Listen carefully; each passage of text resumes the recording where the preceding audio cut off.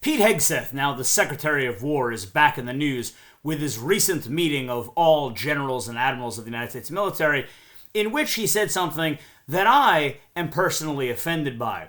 Pete Hegseth said, the time has come to end beardos in the military. Now, as someone who studies the antebellum South leading up into the Civil War, I found this mildly hilarious, since every single individual from the Civil War period that this man idolizes had an amazing beard. Forgetting, of course, that they were adamant racists and enslavers and horrible human beings, if we're going to give them anything, we can give that the facial hair of the time was absolutely amazing. Now, that being said, it's funny because Pete Hegseth is trying to name military bases, or to return military bases names, back to these heroes of the antebellum slaveocracy, of the slave society, which, of course, we know we cannot allow to happen. We have to do everything we can to stop this Confederacy worship, and to really recognize the antebellum South and the Confederacy for what it is, a slave society that was based on white supremacy. The entire system of African slavery in the antebellum South through the Confederacy was based on white supremacy. And you can see that in the laws, you can see that in the writings of prominent jurists, you can see that in everything.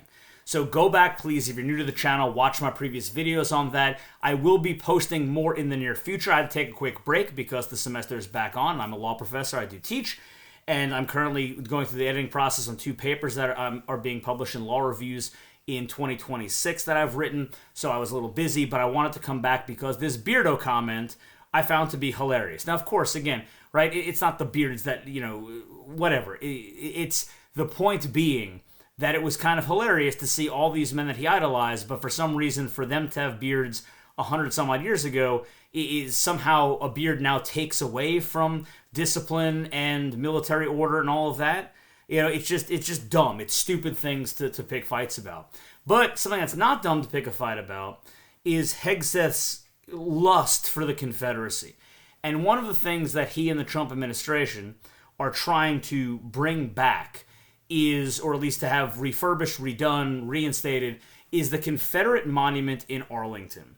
And if you haven't been following this, it came out over the summer in August. I'll put a link in the description to one of the news articles for this. The Confederate monument was ordered to be removed after the George Floyd incident.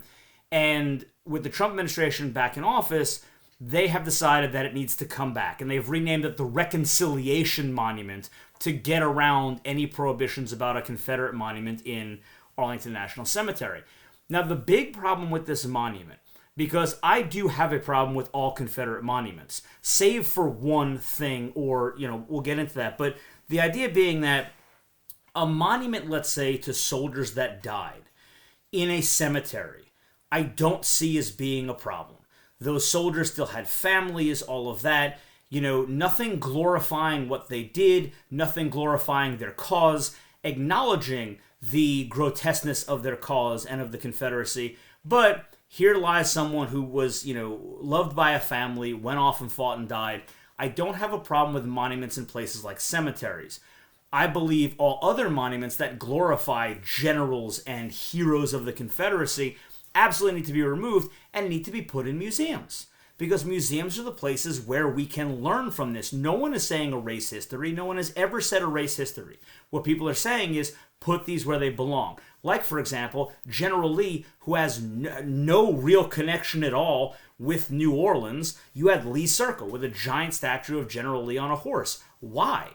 He wasn't born here, he didn't serve here, he didn't die here. So why glorify that man, the leader of the Confederate Army, the leader of the Army of Northern Virginia here in Louisiana? Doesn't make sense, right? So they should be removed. But one of the big problems, if you're not angry about the Confederate monument in Arlington, is the monument itself. This isn't a monument to war dead. This isn't a sterile, safe, simple, monument that's just up saying people died and we want to remember them. Look at this right here. Look at who is actually carved on the monument. That is an enslaved woman holding her enslaver's child while the child cries and says goodbye to the father as he goes off to war. What that woman is the archetype of the mammy.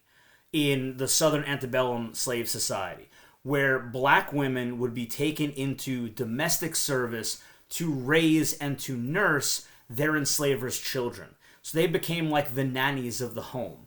So there is a enslaved individual on the monument itself, and you have these glorious soldiers marching off to battle to do what? To fight to keep that woman enslaved. So this monument is not, no matter what you've heard or what you might hear, is not a simple memorial to those who have died. I can accept that. I still get uneasy when I see Confederate monuments like that in graveyards and cemeteries, but at least that I can accept, because there were family that did, love these people and support these people, and they died fighting. If you want to say on the gravestone, he was a CSA soldier, or if you want to have some marker that says this is the Confederate part of the cemetery, that's fine. That, I think, is at least on that line of what is socially acceptable at this day and age. What is not socially acceptable, what is not permissible in a society where, we understand that racism, bigotry, slavery were wrong and are wrong, is to have an enslaved woman on the monument in the cemetery itself. So this isn't the monument to those lost. This isn't the monument to war dead. This is a monument to glorify that these men went off and fought and died to continue the system of to continue the system, of African slavery in perpetuity forever, as was enshrined in the Confederate Constitution. So let's continue to keep up the fight to prevent these Confederate monuments from spreading, to stop all of this nonsense. And as always, remember to like, subscribe, share, and I will see you for the next video.